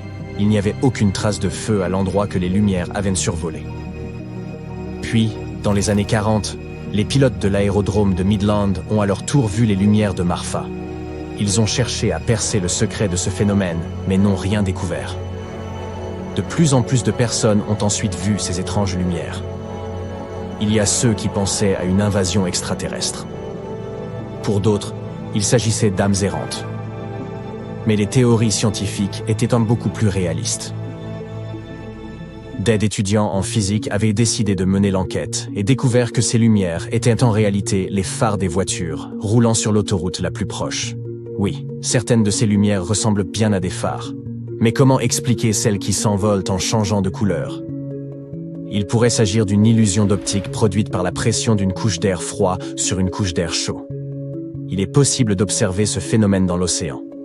On a alors l'impression qu'un navire flotte dans l'air au-dessus de l'horizon. Mais si ces lumières sont réellement des phares et une illusion d'optique, pourquoi ne les voit-on que quelques fois par an? Selon une autre théorie, ces lumières seraient un peu comme des feux follets. De mystérieuses boules lumineuses s'élevant dans le ciel au milieu de la nuit. Les substances organiques, telles que les brindilles, les feuilles et les arbres tombés, se décomposent dans les zones humides et émettent de la phosphine et du méthane. Lorsque ces gaz entrent en contact avec de l'oxygène, ils s'enflamment. Mais il n'y a pas de zone humide dans l'ouest du Texas. D'où pourraient donc provenir ces gaz? Il y a beaucoup de pétrole et de gaz naturel dans les entrailles de cette région. Et ces substances peuvent contenir de la phosphine et du méthane. Cela semble réaliste, mais les scientifiques n'ont pas encore pu confirmer cette théorie. L'ingénieur aérospatial James Bunnell a tenté d'expliquer les lumières de Marfa en faisant appel à l'électricité. Sous pression, certaines substances, telles que les minéraux et les cristaux, génèrent une charge électrique, et cette énergie souterraine éclaterait sous la forme de lumière multicolore. Mais notre scientifique n'a pas pu prouver sa théorie. Ces lumières restent donc un mystère. Peut-être pourras-tu l'élucider un jour. On trouve un autre phénomène lumineux très étrange en Norvège, dans la ville d'Esdalen. Les lumières d'Esdalen, contrairement à d'autres curiosités similaires, apparaissent assez souvent dans le ciel nocturne. Et, bien sûr, elles ont été filmées à de nombreuses reprises. Entre 1981 et 1984, les lumières d'Esdalen sont apparues 10 à 20 fois par semaine. Aujourd'hui, les gens les observent entre 10 et 20 fois par an. Ces boules géantes flottent dans l'air, clignotent et se déplacent très rapidement. Et elles peuvent parfois rester suspendues dans les airs quelques secondes et même plusieurs heures. Bien qu'on les ait filmées de nombreuses fois, les scientifiques ne parviennent toujours pas à les étudier. Les lumières d'Esdalen sont puissantes, et si l'on comprenait leur nature, elles pourraient peut-être représenter une source d'énergie alternative. Nous disposons de plusieurs théories au sujet de ces lumières. Les physiciens suggèrent que ces boules apparaissent lorsque des nuages de poussière contenant du scandium se mettent à brûler. C'est un métal léger de couleur argentée. Il y en a de nombreux dépôts dans la vallée où les gens ont observé ces lumières. Selon une autre théorie, ces boules seraient le résultat de l'accumulation de cristaux macroscopiques dans le plasma de poussière. Ce plasma se forme lorsque l'air est ionisé et patati et patata. Pour faire court, il s'agit d'une hypothèse complexe qui n'a pas été confirmée. Il faut d'immenses ressources aux scientifiques pour étudier les lumières d'Esdalen. Les chercheurs tentent d'attirer les investisseurs en affirmant que ce phénomène pourrait conduire à de grandes avancées technologiques dans le domaine de la lumière. Certaines des lumières les plus célèbres au monde sont apparues à Phoenix, en Arizona, en 1997. Des dizaines de milliers de personnes ont vu deux phénomènes étranges, ce jour-là. Le premier était un immense triangle volant. Vers 20 heures, plusieurs lumières sont apparues dans le ciel, alignées en triangle. Elles ont volé en formation régulière au-dessus de Phoenix, avant de disparaître au loin. Le second phénomène a débuté environ 2 heures plus tard. des gens ont remarqué des lumières dans le ciel. Elles ne formaient pas un triangle et se déplaçaient librement. Elles brillaient d'une lumière vive, volaient dans différentes directions et disparaissaient derrière une chaîne de montagnes au sud-ouest de la ville. Les gens ont eu peur. Ils ont appelé la police et signalé le phénomène. Beaucoup étaient persuadés qu'il s'agissait de vaisseaux extraterrestres. Mais l'explication n'a pas tardé à venir. Les deux incidents étaient le résultat d'exercices aériens. D'abord, les gens avaient vu des avions alignés en triangle. Ils avaient survolé Phoenix et atterri sur une base à proximité. Après ça, on s'était servi de fusées éclairantes. Plusieurs avions avaient largué ces fusées, qui étaient ensuite lentement descendues, suspendues à de minuscules parachutes. Elles avaient brûlé dans le ciel avant de disparaître derrière les montagnes. Une explication assez logique, mais voilà que, près de 10 ans plus tard, quelque chose d'étrange s'est à nouveau produit. Le 21 avril 2008, le commissariat de Phoenix a reçu des centaines de messages d'habitants inquiets qui avaient vu d'étranges lumières volantes. 4 boules lumineuses avaient plané au-dessus de la ville en changeant de forme. Elles étaient devenues triangulaires, puis rectangulaires, avant de disparaître les unes après les autres. La police a contacté l'aérodrome le plus proche, mais celui-ci a déclaré que leurs radars n'avaient rien détecté. S'il s'était agi d'objets matériels, les radars les auraient vus. La police n'avait aucune explication. Les contrôleurs aériens non plus ne savaient rien. L'affaire a suscité un grand émoi. Les gens ont commencé à se souvenir du phénomène qui s'était produit 10 ans plus tôt et ont à nouveau crié à l'invasion extraterrestre. Mais les débats ont pris fin seulement 2 jours plus tard. Un homme a appelé la télévision locale et a avoué avoir créé ces lumières à l'aide de fusées éclairantes et de ballons à l'hélium. Il avait attaché une fusée à un ballon, l'avait allumé et lancé dans les airs. Quelques minutes plus tard, il avait répété l'opération. Puis, à nouveau, 4 fois. De nombreux témoins n'ont pas cru à cette histoire et ont continué à insister sur la nature extraterrestre des mystérieuses lumières. Mais ils avaient tort. Les radars auraient remarqué quelque chose si des objets métalliques étaient passés par là. Les ballons et les fusées éclairantes étaient, eux, trop petits pour être détectés. Deuxièmement, toutes ces lumières volèrent vers l'est. Le vent soufflait dans cette direction ce jour-là. Troisièmement, la durée de combustion.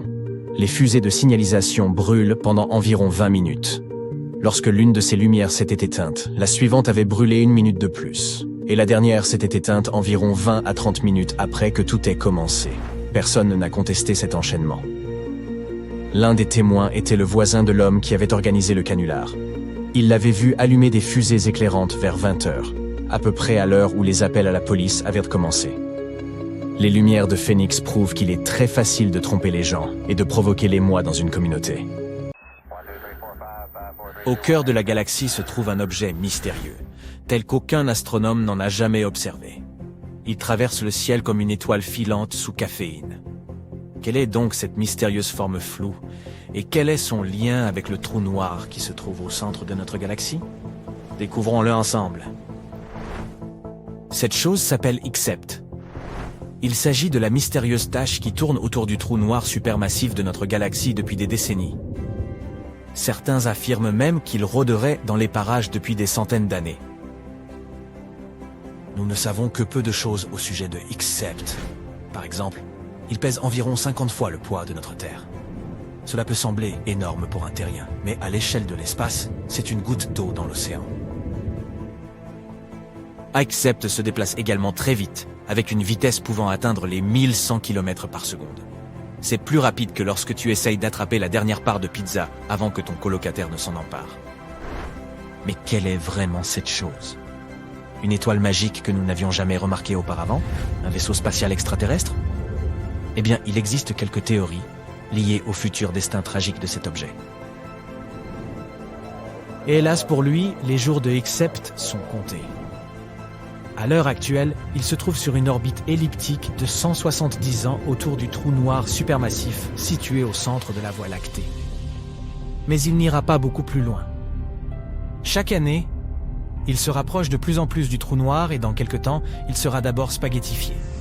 Oui, c'est un vrai terme scientifique, puis finalement aspiré pour ne plus jamais être vu. Des trous noirs supermassifs se trouvent au centre de toutes les galaxies, y compris la nôtre, la Voie lactée.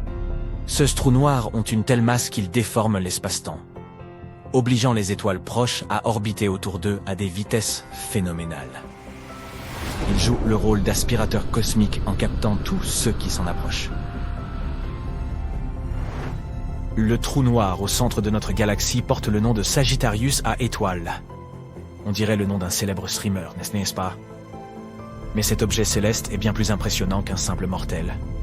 Il pèse environ 4 millions S de fois plus lourd que notre Soleil, ce qui signifie qu'il pourrait probablement dévorer tout notre système solaire en guise de petit déjeuner. Mais ne t'inquiète pas, ces trous noirs peuvent sembler effrayants, mais en réalité, ils sont bien trop petits pour rivaliser avec une galaxie entière. Ils n'aspireront que quelques étoiles parmi les plus proches, et c'est tout. De plus, Sagittarius à astérisque ne semble pas avoir beaucoup d'appétit. On remarquait qu'il était plutôt calme ces derniers temps, ce qui est une assez bonne nouvelle pour tout le monde. Mais même s'il était très gourmand, il ne représenterait aucune menace pour nous. Ce trou noir se trouve à plus de 26 000 années-lumière de notre planète. Depuis la Terre, nous avons détecté sa présence dans la constellation du Sagittaire.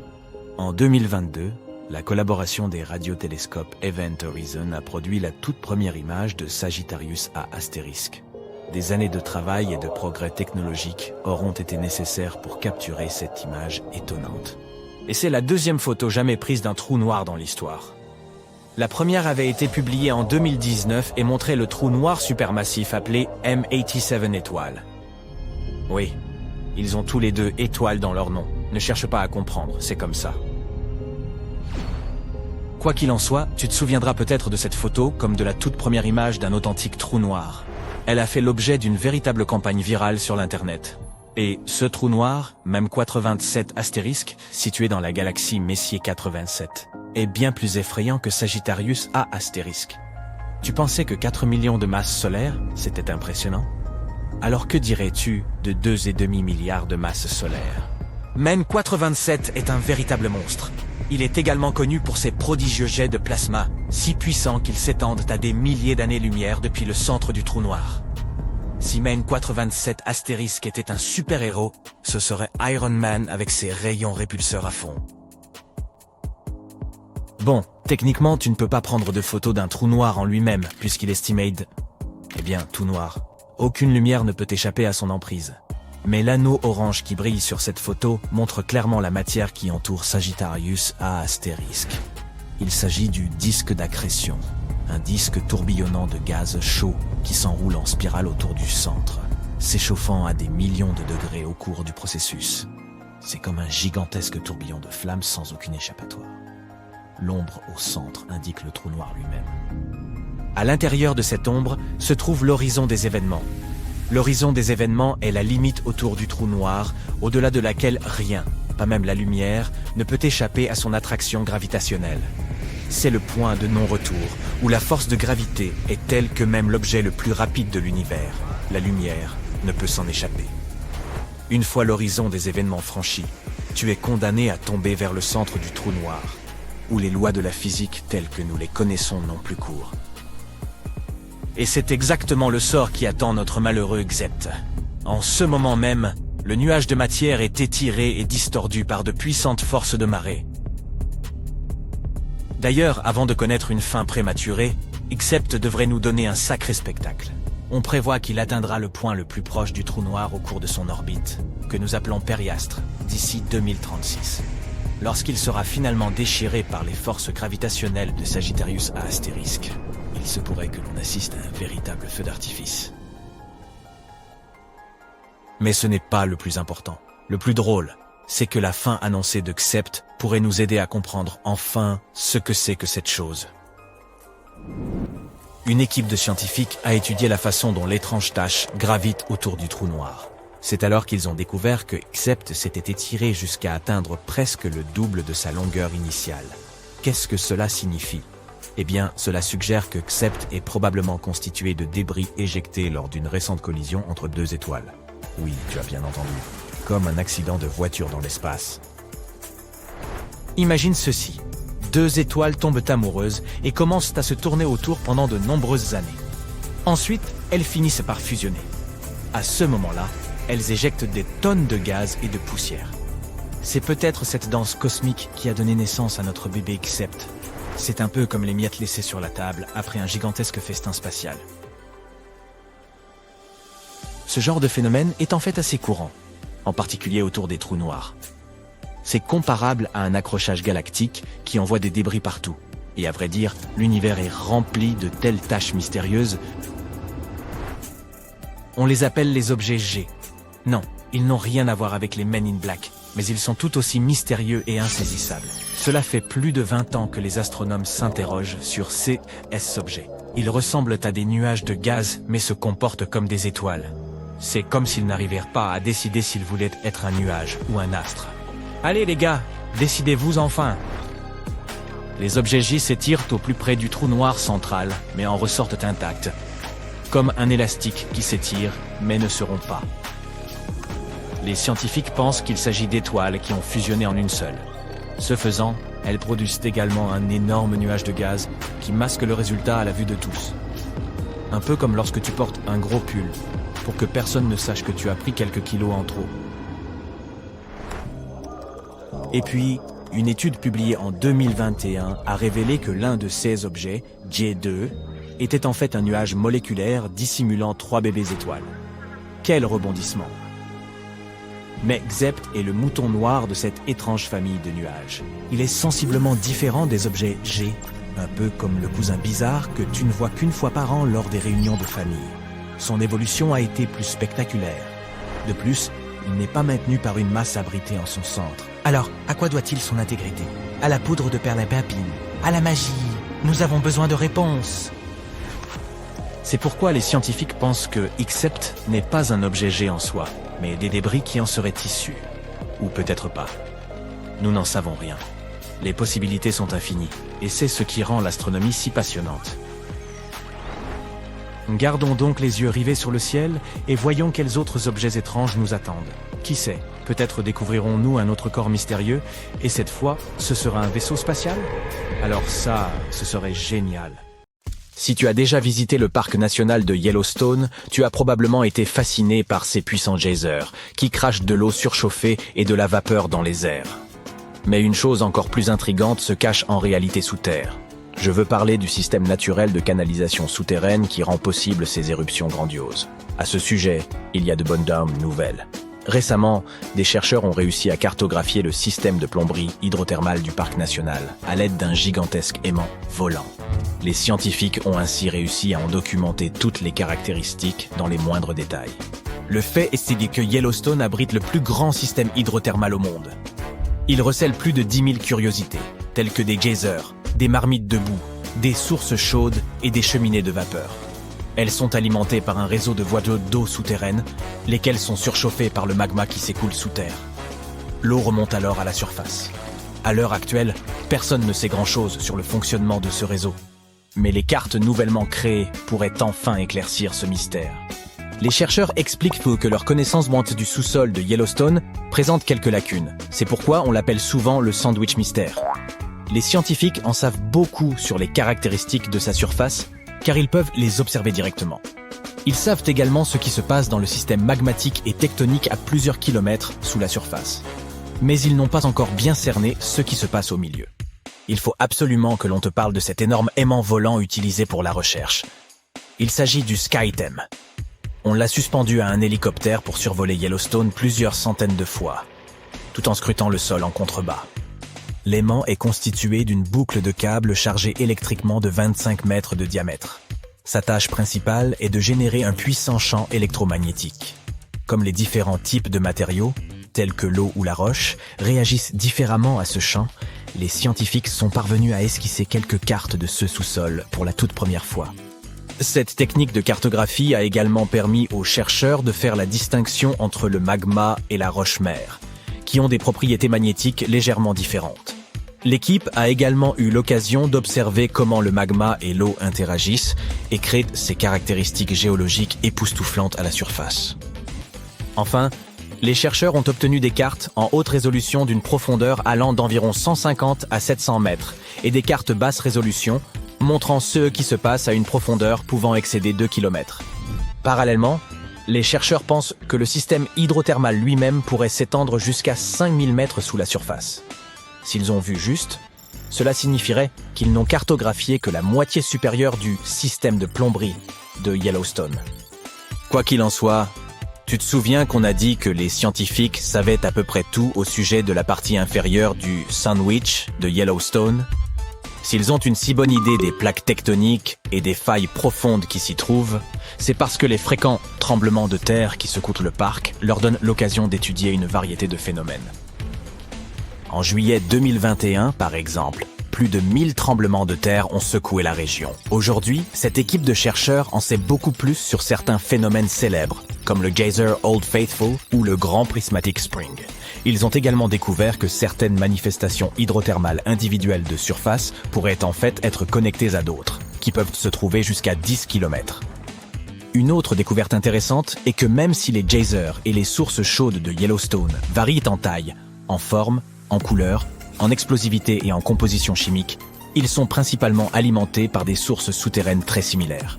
Cela signifie que la différence entre ces particularités géologiques apparaît plus près de la surface. Je suis sûr que tu as déjà vu l'image emblématique de Yellowstone, avec une grande source aux couleurs arc-en-ciel et dont les bords sont d'un orange ardent. Qu'est-ce qui rend ces sources chaudes si colorées? Étonnamment, ces teintes impressionnantes proviennent de créatures microscopiques. La température des sources est si élevée qu'elle pourrait facilement et rapidement te faire cuire. De plus, l'eau y est très acide, comme le liquide d'une batterie de voiture. Mais il existe certains types de microbes qui apprécient la chaleur et qui ne craignent pas ces conditions extrêmes. On peut même dire qu'ils y prospèrent. Ainsi, chaque anneau de couleur différente est, dans la plupart des cas, un anneau habité par des bactéries différentes. Et chaque espèce s'est adaptée à une température ou à un pH particulier, lequel mesure le degré d'acidité de tel ou tel environnement. Prenons l'exemple du Grand Prismatic Spring. Oui, l'emblématique. SEs, teintes arc-en-ciel, indiquent probablement la diversité des microbes qui y vivent. Donc, en commençant par le centre de la source thermale, tu peux voir une belle couleur aigue marine. C'est là que la température de l'eau est la plus élevée, jusqu'à 87 degrés Celsius, parce que cette zone se trouve juste au-dessus de la source d'eau souterraine. L'eau y est bien trop chaude, même pour les microbes. C'est pourquoi ce que tu vois est principalement une eau claire. La raison de sa couleur bleue est la même que celle du ciel. La lumière du soleil frappe la surface de l'eau et la lumière se disperse. Mais c'est la lumière bleue qui se disperse le plus et qui est renvoyée vers nos yeux. Bien, l'anneau de couleur suivant est le jaune. Tout cela grâce à certaines cyanobactéries. La température de cet anneau jaune atteint les 74 degrés Celsius. Si les conditions de la source chaude étaient un peu différentes, ces bactéries créeraient une teinte bleu-vert grâce à un pigment bien connu, qui n'est autre que la chlorophylle. Mais comme la lumière du soleil qui frappe la source est trop intense, les bactéries commencent à produire un autre type de pigment. Il s'agit des caroténoïdes. Et devine quoi? Ils agissent comme un écran solaire pour les bactéries.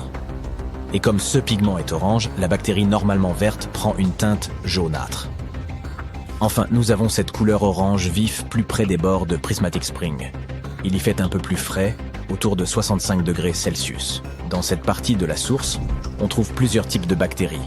Elles produisent toutes des substances qui lui donnent cette couleur orangée. Enfin, sur les bords de la source, la température est plus fraîche, environ 55 degrés Celsius, et une plus grande variété de microbes peut y survivre. Tous ces éléments combinés donnent au bord de la source cette teinte rouge-brun. Mais les scientifiques pensent que l'homme et son activité ont pu influencer les couleurs des caractéristiques hydrothermales de Yellowstone. Par exemple, dans le passé, les températures du Morning Glory Pool étaient beaucoup plus élevées qu'aujourd'hui. C'est pourquoi sa couleur était d'un bleu profond. Mais les déchets ont commencé à s'accumuler dans le bassin, et une partie de ces déchets a obstrué les vents hydrothermales. Cela a provoqué une baisse des températures qui a entraîné une croissance microbienne. En conséquence, cette jolie couleur bleue s'est transformée en jaune orangé. En ce qui concerne les geysers de Yellowstone, le plus célèbre d'entre eux est le fameux Old Faithful. Il a reçu ce nom à la fin du 19e siècle en raison de la régularité de ses éruptions. Ce geyser est plus actif que les autres, puisqu'il entre en éruption environ 20 fois par jour. Chacune de ces impressionnantes manifestations dure de 1 à 5 minutes. Et le jet d'eau bouillonnante peut atteindre une hauteur de 55 mètres. En parlant du parc national de Yellowstone, nous ne pouvons pas passer sous silence le supervolcan de Yellowstone. N'est-ce pas? Les supervolcans apparaissent lorsque d'énormes volumes de magma tentent de s'échapper des profondeurs du sous-sol. Ils finissent par éclater à la surface de la Terre. Parfois, tout ce magma reste bloqué, incapable de percer la croûte terrestre. C'est alors que d'énormes mares de magma sous pression se rassemblent à plusieurs kilomètres de profondeur. La pression ne cesse d'augmenter car de plus en plus de magma tente de remonter à la surface. Et à un moment donné, une super éruption se produit. Tu n'as pas forcément envie d'être là pour ça. Au cours des 50 dernières années, la caldeira de Yellowstone s'est élevée de près d'1 mètre. Les experts sont convaincus qu'il s'agit d'une évolution naturelle. Les périodes d'élévation en forme de dôme sont suivies d'un renfoncement de la caldeira. Les scientifiques estiment donc que le supervolcan ne présente aucun danger pour le moment. Pour qu'une éruption se produise, le magma à l'intérieur doit être liquéfié à au moins 50%, et dans le CA de Yellowstone, ce chiffre n'est que de 5 à 15%. Mieux encore, une étude récente a amené les chercheurs à conclure que son point chaud pourrait être actuellement en déclin, malgré toute l'activité de respiration et d'élévation du dôme. Au moins 3 autres super-éruptions ont émaillé l'histoire du volcan de Yellowstone.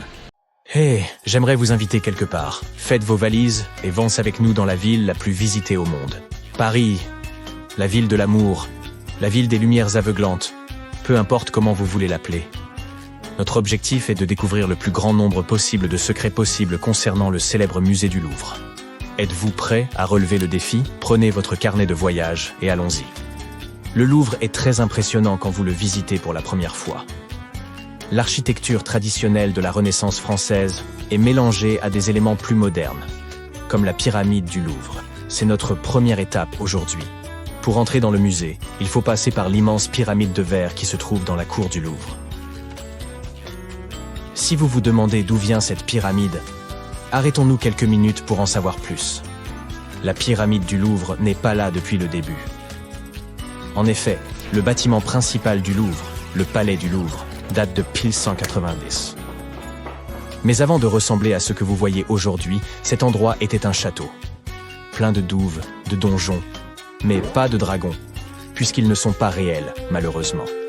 Bref, le palais a été commandé par le roi de France Philippe II. D'ailleurs, une partie du Louvre médiéval est toujours visible dans le sous-sol du musée.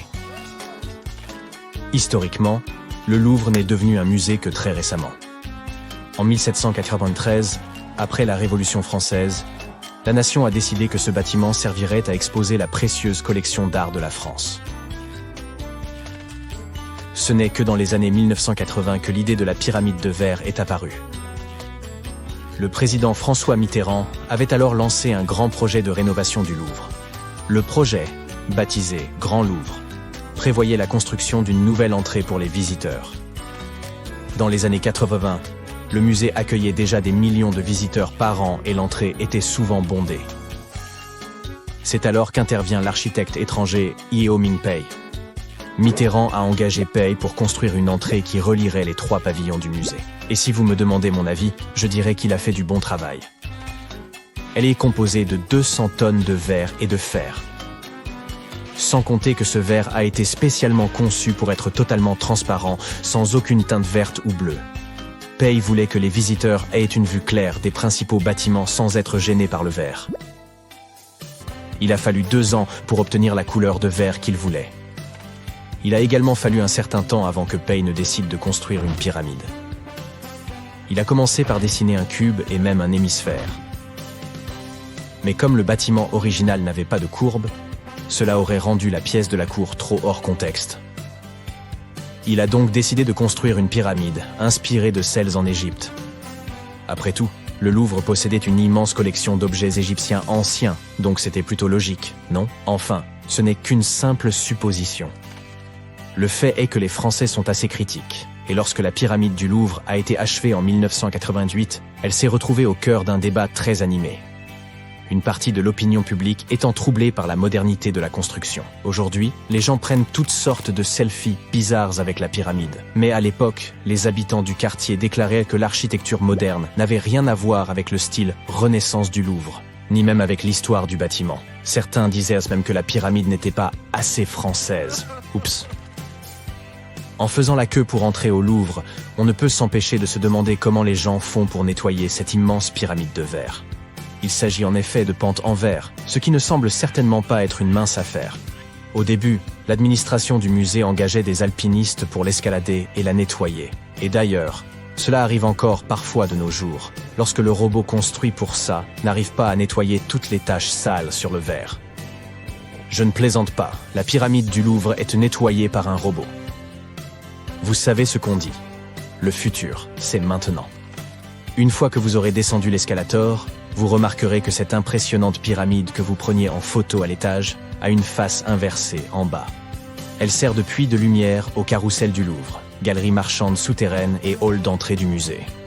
Et, regardez, il y a même un Apple Store. Au musée, vous aurez le choix entre 3 ailes, Richelieu, Sully et Denon. Je vous propose de commencer par Denon. Vous comprendrez pourquoi dans un instant. Saviez-vous que le Louvre expose environ 3,5 000 œuvres d'art? D'ailleurs, il est pratiquement impossible de tout visiter en une journée. Si vous êtes un amateur d'art, vous devrez forcément revenir. On dit que, pour y voir toutes les œuvres d'art, en consacrant environ 30 secondes à chacune d'entre elles, il faudrait visiter le Louvre plus de 100 fois. Et c'est sans compter les pauses toilettes et déjeuner.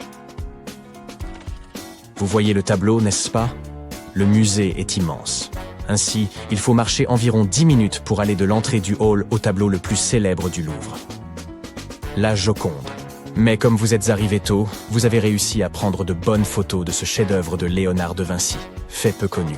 La Joconde a été volée. Le tableau a été volé pendant la nuit par un homme appelé Vincenzo Perugia.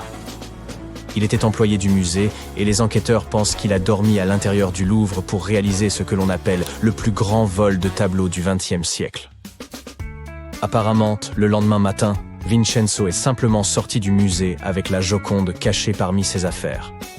La Joconde a disparu pendant près de 2 ans, jusqu'à ce qu'elle soit retrouvée en Italie. Qui sait, peut-être a-t-elle apprécié le voyage de retour dans son pays d'origine. Si vous êtes féru d'histoire de l'art, vous savez peut-être que la Joconde fait l'objet de nombreuses théories. Le tableau est entouré de mystères, c'est un fait. D'aucuns estiment que la Joconde pourrait être un autoportrait de Léonard de Vinci lui-même. Des historiens ont comparé le visage de Da Vinci et celui de la Joconde. Et devinez quoi? Ils semblent se ressembler de manière frappante. Par ailleurs, une étude réalisée en 2010 par le Comité italien pour le patrimoine culturel a révélé qu'une collection de symboles était cachée dans le tableau. Ceux-ci ne sont visibles qu'à l'aide de lentilles grossissantes hautement technologiques. Mais ils ont montré que Léonard avait inscrit un LV à l'intérieur de l'œil droit de Mona Lisa. Les experts pensent qu'il s'agit de la signature de Da Vinci. Mais les autres symboles, un CE dans l'œil gauche et un 72 dans l'arche du pont de l'arrière-plan, restent un mystère. Mais assez parlé de la Joconde. Rendons plutôt maintenant dans l'aile Sully du musée. Sur le chemin, on voit des gens assis devant des tableaux avec un carnet de dessin ou même une toile. Est-ce autorisé? Oui. C'est une caractéristique très intéressante du musée du Louvre. Le musée abrite une école d'art appelée École du Louvre. Et les étudiants de cette école, ainsi que d'autres institutions parisiennes, peuvent obtenir des autorisations pour s'asseoir devant les tableaux et les copier. Les jeunes artistes prometteurs peuvent ainsi apprendre directement à la source. Ils copient des œuvres de Renoir, Monet ou Poussin, en essayant de comprendre les techniques utilisées par ces peintres. Est-ce que je peux m'inscrire, s'il vous plaît? Pour terminer votre parcours, vous visitez maintenant les anciennes douves dont nous avons parlé plus tôt dans la vidéo. Vous savez, celles qui faisaient partie du Louvre originel lorsqu'il était encore un château. Grâce aux fouilles archéologiques qui ont eu lieu dans les années 1980, cette partie a été mise au jour et est ouverte à la visite depuis 2016. Vous pouvez même voir un modèle miniature du château d'origine. Et si vous avez visité d'autres monuments de Paris, vous remarquerez qu'il est assez similaire à la Conciergerie. Je me demande s'ils ont déjà pensé à produire du fromage ici. Cela semble être l'endroit idéal. J'espère que vous avez aimé découvrir quelques secrets du musée le plus célèbre du monde. À la prochaine fois. Tu ne penses peut-être pas souvent à la gravité, mais elle a une influence sur tout ce que nous faisons. C'est elle qui fait que les objets tombent au lieu de s'envoler. Elle nous maintient sur Terre. Nous ne finissons pas dans l'espace à chaque fois que nous sautons. Mais pour les physiciens, ça ne s'arrête pas là. Elle est pour eux une énigme dont la résolution nous aidera à comprendre le fonctionnement de l'univers. Il cherche donc à percer ses secrets. Qu'a-t-elle de si mystérieux? Nous allons voir ça. Nous en avons beaucoup appris sur la gravité grâce au légendaire Isaac Newton. C'est lui qui a théorisé le premier la loi de la gravitation. Il nous a appris que deux objets dans l'univers ne peuvent pas ne pas être attirés l'un par l'autre. Un peu comme s'il s'agissait d'amoureux secrets. L'intensité de cette attraction dépend de deux facteurs. La taille des objets, c'est-à-dire leur masse, et leur proximité. Mais voilà ce qui est intéressant. La gravité n'est pas seulement une danse entre deux objets, c'est toute une chorégraphie complexe. Prenons l'exemple du système solaire. Le Soleil joue le rôle principal. Son attraction gravitationnelle maintient toutes les planètes sur leurs orbites. Mais chaque planète a aussi sa propre gravité, et elle tire sur le Soleil et même sur ses voisines. Quelques centaines d'années plus tard, un autre héros, Albert Einstein, a beaucoup fait avancer les choses. Il a décrit la théorie de la relativité générale. Selon Einstein, la gravité n'est pas une simple force. En réalité, elle courbe et déforme le tissu de l'espace-temps. Imagine un monsieur muscle assis sur une plaque de caoutchouc. La plaque se plie et se courbe sous son poids. Les petits objets qui se trouvent à proximité ne peuvent pas s'empêcher de rouler vers le bodybuilder. Même si les courbes de l'espace-temps ne sont pas visibles pour nous, nous pouvons constater l'effet qu'elles ont sur les objets. Être attiré par la gravité, c'est comme être pris dans un tourbillon. L'objet attiré se met à descendre en spirale, comme une pièce de monnaie dans ces machines à sous que l'on trouve dans les boutiques pour touristes. Il peut aussi se déplacer gracieusement, en cercle, comme une bicyclette dans un vélodrome. Et la gravité est la force primordiale de notre univers. Sans elle, il n'y aurait pas d'étoiles, pas de galaxies, rien. Mais d'où vient-elle? C'est la grande question, et nous n'avons pas encore de réponse complète, mais nous avons quelques idées. Tout d'abord, nous savons que la gravité est plus qu'une simple caractéristique de l'espace.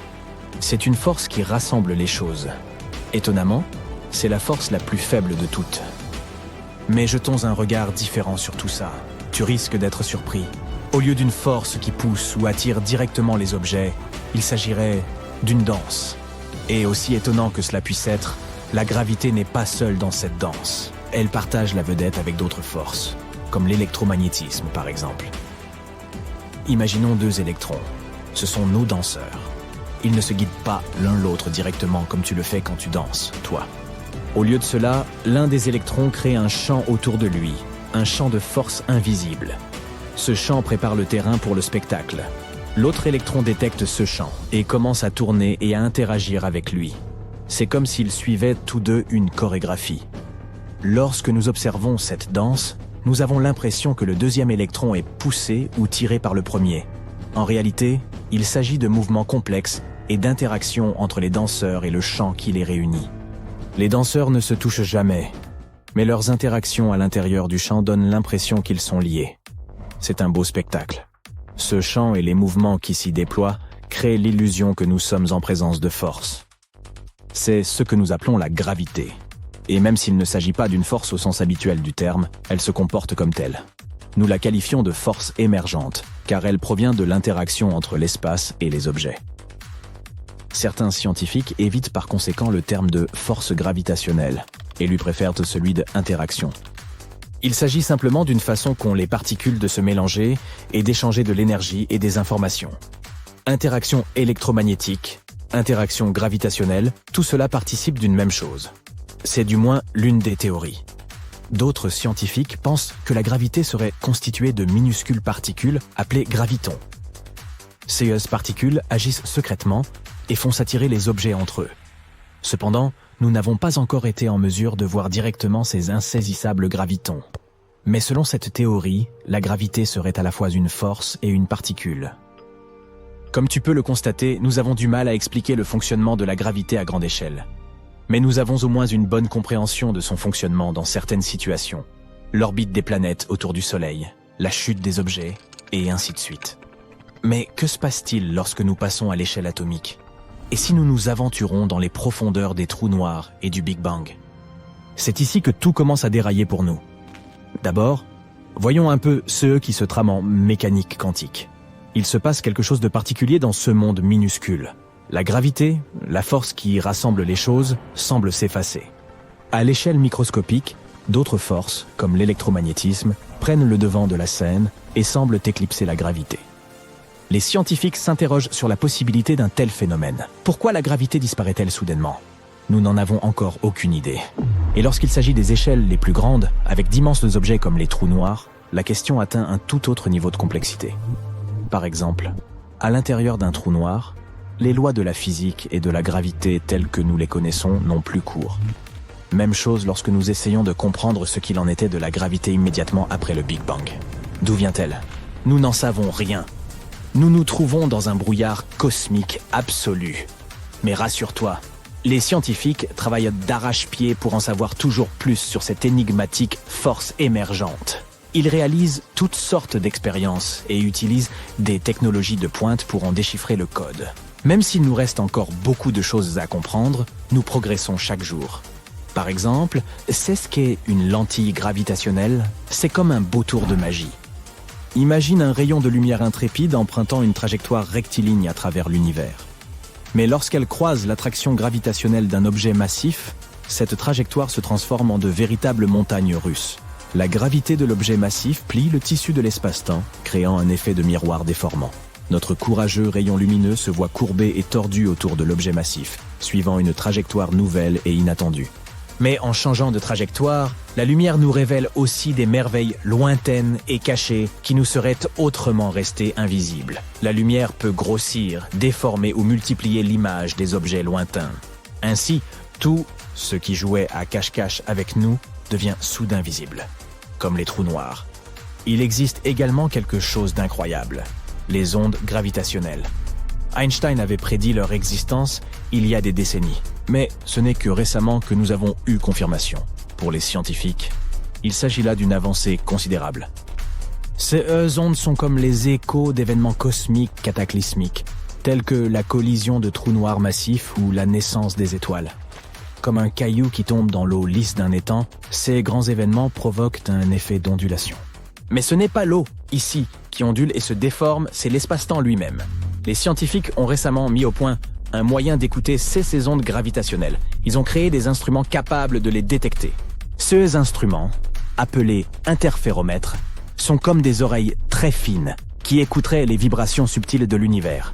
Une chose est sûre, la gravité est une superstar et elle façonne notre cosmos. Elle lie ensemble tout ce qui nous entoure et en régit la chorégraphie générale.